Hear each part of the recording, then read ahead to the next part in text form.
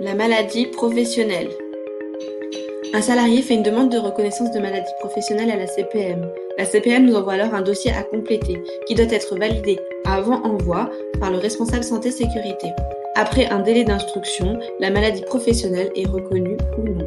Le salarié envoie son dossier à la CPM de son domicile. La CPM nous transmet alors tout un dossier à compléter.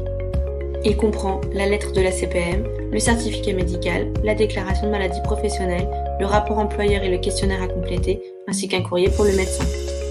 Dès réception, pensez à compléter le tableau de suivi. Le RRH analyse et complète alors le dossier.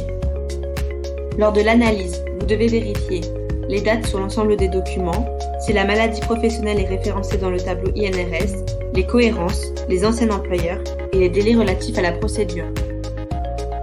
Les dates à contrôler sont sur le certificat médical du médecin, sur la déclaration de maladie professionnelle et sur le courrier de la CPM. Pensez également à vérifier la date de première constatation sur le certificat médical et la déclaration de maladie professionnelle. Toutes les maladies professionnelles sont référencées sur le site inrs.fr. Dès lors que la maladie professionnelle est référencée, vous aurez le délai de prise en charge, la liste limitative ou indicative des travaux et la durée d'exposition.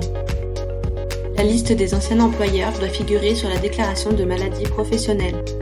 Dès lors que vous relevez des anomalies, vous devez émettre des réserves. Une fois l'analyse des documents faite, vous devez compléter le questionnaire employeur et le rapport employeur. Le dossier analysé et complété doit être validé par le responsable SST. Vous devez envoyer le dossier de maladie professionnelle, la lettre de réserve, le rapport employeur, le questionnaire employeur. Le dossier validé est alors envoyé en lettre recommandée avec avis de réception à la CPAM. On envoie également le courrier au médecin du travail. La CPM doit alors respecter des délais d'instruction.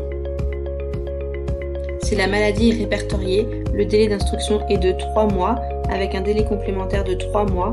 Si ce n'est pas le cas, le délai d'instruction est de 4 mois avec un délai complémentaire de 2 mois. Dès que l'instruction est terminée, nous pouvons consulter le dossier. La CPM nous informe alors 10 jours francs avant la décision. Le RRH doit alors prendre rendez-vous auprès de la CPM pour consulter le dossier. Le RRH consulte le dossier et récupère les éventuelles copies ou photos. Selon les éléments consultés, une lettre peut être adressée à la CPM avant la prise de décision. La maladie professionnelle est alors reconnue ou non. Nous pouvons contester cette décision dans les 2 mois auprès de la commission de recours amiable.